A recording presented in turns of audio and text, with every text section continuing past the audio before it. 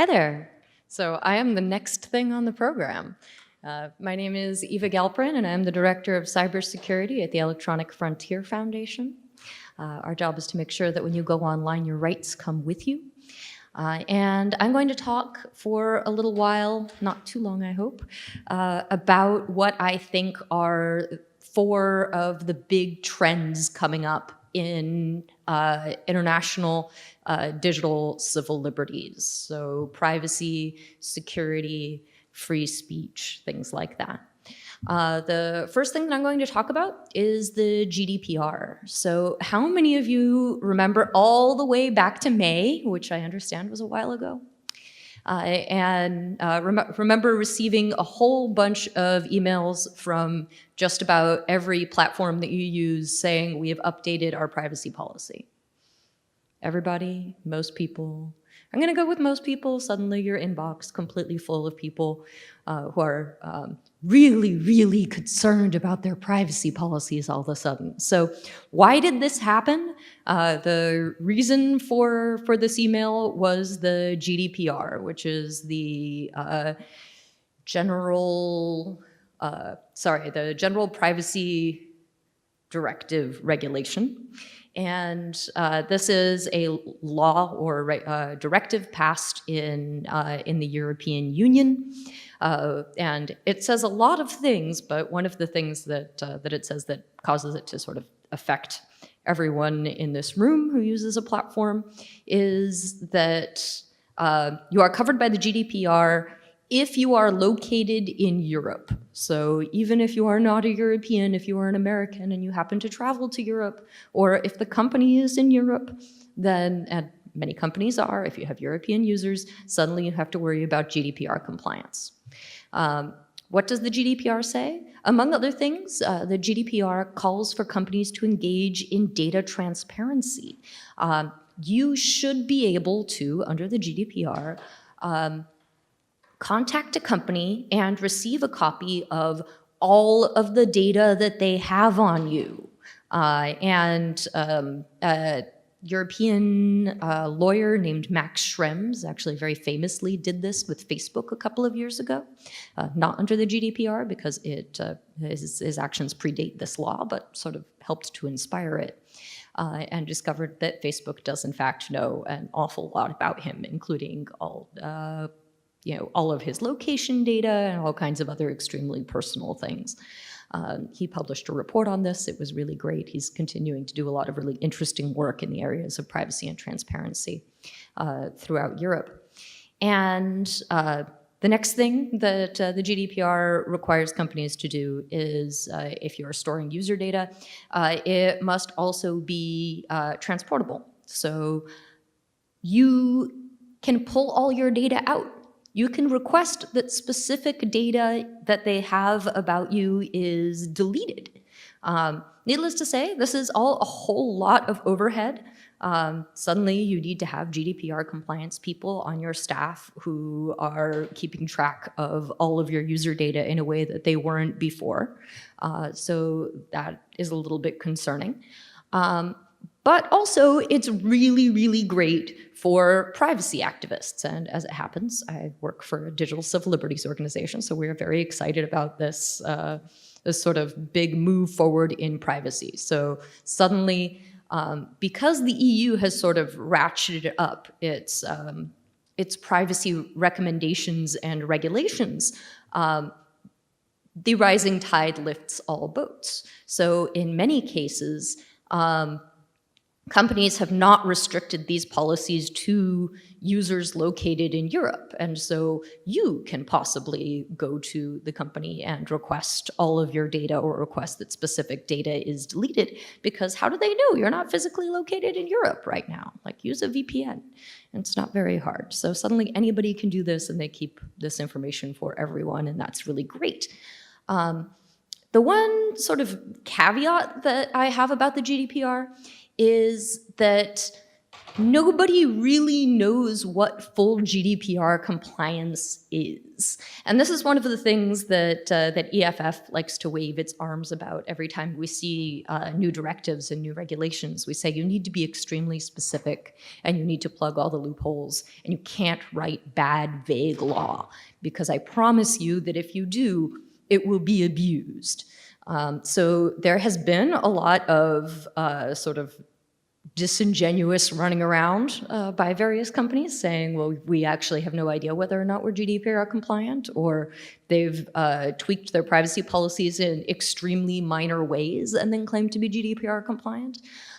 It is my understanding that Twitter is currently being sued by the European Union for the way in which its link shortener works to track the links that people leave on Twitter in a way which is illegal under the GDPR. And the GDPR has teeth. Unlike many other regulations and directives that we have seen, the fines that companies may face under the GDPR can range from $20 million to as much as 4% of revenue, which if you're, say, Facebook or Google, is not a small amount of money. And so companies have a lot of reasons to comply. One of the other things that I really wanted to talk about is the European Copyright Directive. So a lot of people's eyes kind of glaze over when I start talking about copyright, but I promise that this is directly related to censorship. And free speech online is something that I care about a lot. I think it's really not possible to have a free and vibrant internet, or indeed an active democracy, without free speech online. And that's why it's really important to understand the ways in which it is currently under attack in Europe. And the way that they're doing this is through the Copyright Directive. So the European Copyright Directive, which is being considered, I think, right now, or at least was being considered in October, and looks like it's going to pass, which I find mortifying. It has language in it called Article 13. So Article 13 calls for internet censorship of copyrighted materials, sort of in the same way that the content, copyrighted content is pulled down on YouTube, only across all companies or for the entire European internet. So I'm sure you can see where the problems are already. So the way that copyrighted material is dealt with right now across the internet is essentially governed by the Digital Millennium Copyright Act in the United States. So that's the DMCA. And under the DMCA, if you are a copyright holder and you find material online which is infringing on your copyright, you send a DMCA takedown notice to the platform. The platform then takes down the offending material.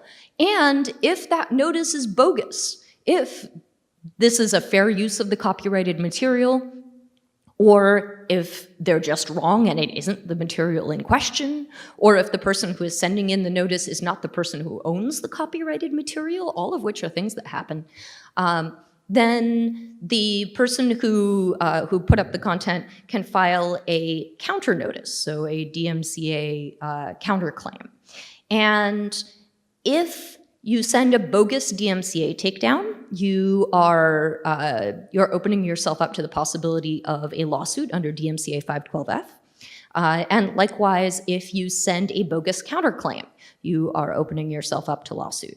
So, money comes out of your pocket, and that's the way in which the DMCA discourages people from abusing the system. You may be familiar with some sort of automated AI-powered automatic processing of copyrighted material, such as the system used by YouTube. So I don't know if you've ever tried to put up a clip on YouTube that has, I don't know, 5 seconds of Rihanna in it, but it will immediately be taken down by a robot that is trained to find Rihanna and destroy her. Not actually destroy. Let's not actually destroy Rihanna. So Sometimes these uses can be fair uses, and you can put these things back up.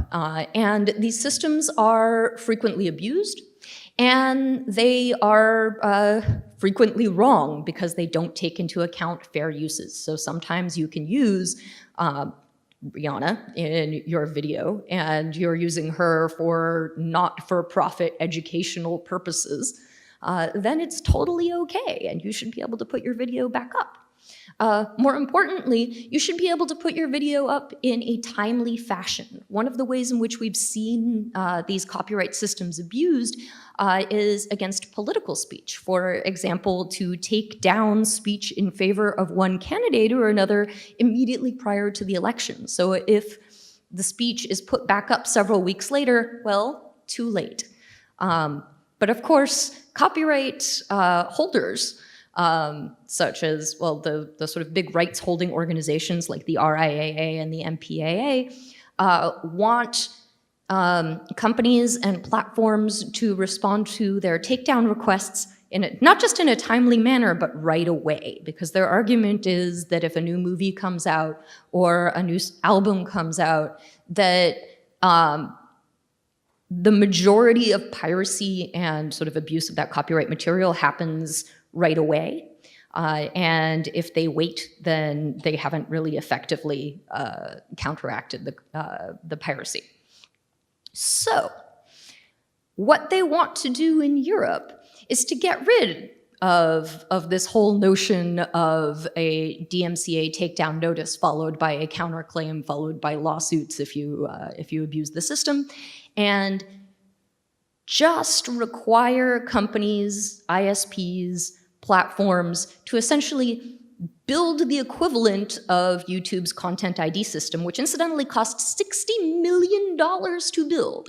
And so suddenly, every ISP in Europe has to build the $60 million system, hire people to look at all of the claims, and then presumably, process them in some sort of timely fashion. EFF is extremely concerned about how this is all going to go down. The DMCA is bad enough, and what Article 13 does is it exports all of the worst things about the Digital Millennium Copyright Act and gets rid of just about any protections in US law for fair uses and for free speech. So that's extremely worrisome, and it is definitely coming down the road. A few other things that I think that we should really worry about. The next thing is the fight over end-to-end encryption and backdooring end-to-end encrypted communications. So how many of you use, I don't know, PGP email? Who here PGP encrypts their email? No one? No one? No one? Totally fine. Nobody PGP encrypts their email. But that is one way to get end-to-end encryption for your emails which you are sending around. How many of you here use WhatsApp? Ah, there we go. All right, so guess what? All of you who just raised your hands, which is almost everybody in the room, uses end-to-end encryption on a regular basis. WhatsApp uses the Signal algorithm in order to encrypt its communications. And the whole idea is that your message is visible on your device, and it is visible on the device belonging to the person that you're sending a message to. But WhatsApp, which incidentally is owned by Facebook, which you may or may not trust, does not have access to an unencrypted copy of your communications. So if somebody came to WhatsApp or Facebook with a warrant or a subpoena and said, get me this communication, all that they could hand over is a pile of ciphertext saying, well, this is all we have. We do not have the contents of this communication. And that's a big win for privacy and security all over the world. So, of course, governments and law enforcement hates it. And they're constantly writing reports about how they can't solve crimes because people are using end-to-end encrypted communications. The people who like to complain about this include the New York Attorney General's Office, the FBI, China, Russia, Ethiopia, Brazil. Basically, even if you trust our cops, there are people who want access to this stuff that you don't trust. And you can't build a backdoor to encrypted communications that only the good guys can step through. Once you build a backdoor, once you compromise end-to-end encrypted communications, it is inevitable that it will be compromised by other people. So you build a backdoor that only the FBI can use, and it is only a matter of time before the Russians steal it. And then after the Russians steal it, the Brazilian government steals it. And then criminals steal it and just start using it for regular financial crime. And generally, the end result of this is very bad, and that is why we have decided that, as a rule, it would be better if we had secure communications for everybody, even if it means that sometimes the cops can't read the communications without compromising your device directly, which is more expensive and difficult for them. I weep a single solitary tear for the cops. Another country that has very recently had an argument over backdooring encrypted communications is Australia. Again, we talked a lot about authoritarian countries, but this is not just a problem that we have in authoritarian countries. You're definitely seeing it in the Five Eyes nations. There was an Australian politician who, upon being told that it was not possible to make a safe backdoor for end-to-end encrypted communications, simply replied that math is different in Australia. As far as I know, this is not correct. He does not have any kind of degree in math. Math is exactly the same in Australia as it is in the United States, and you cannot have safe backdoors. And more importantly, governments are not going to get them by telling the nerds to just nerd harder, which is essentially what their argument has been for the last several years. So beware of this. And last of all, in case I haven't already depressed and scared the prance off of you, I wanted to talk about the increasingly cheap cost of surveillance. So it used to be, when we thought about compromising people's endpoint devices, their phones and their computers, this used to be a very expensive thing that only very rich countries with large staffs completely devoted to this could do. So the NSA could spy on you this way, the Russians could spy on you, the Chinese could spy on you.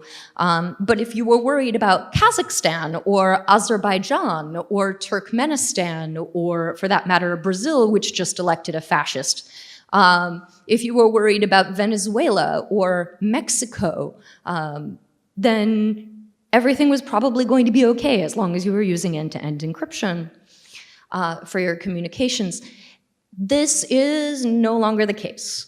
The ability to do this kind of surveillance, usually through malware covertly installed on the devices that you're trying to spy on, is available to not just to all governments, but it's cheap. It's essentially dictator pocket change. It costs a few $100,000 to get a license from a company usually based in Europe or Israel, such as Hacking Team in Milan or Finfisher in Germany, in the UK, or NSO Group in Tel Aviv, that will happily do this for you. Furthermore, as far as we can tell, even cheaper than that, if you don't have people who can operate their incredibly sophisticated and relatively cheap software, you can hire hackers to do the work for you who already have their own infrastructure that they already use for things like, I don't know, doing crime. And in my research as part of EFF, I have uncovered some of this kinds of infrastructure being used by the government of Kazakhstan to spy on their political opponents, and also being used by the Lebanese government in order to spy on journalists, activists, and political opponents all over the world, which we found really, really disturbing. So now you can see governments that you may not trust definitely punching well above their weight when it comes to surveillance. So that's pretty much it. The future is in some ways bright in that there are countries that are increasingly concerned about your privacy and security and free speech online. We're seeing this trend in Europe for more privacy, but we're also seeing a lot of counter trends, like governments asking for backdoor access and governments engaged in sort of global censorship in the name of protecting the work of copyright holders, which is extremely disturbing. So things are getting better and worse all the time, and having now scared your pants off, I thank you very much.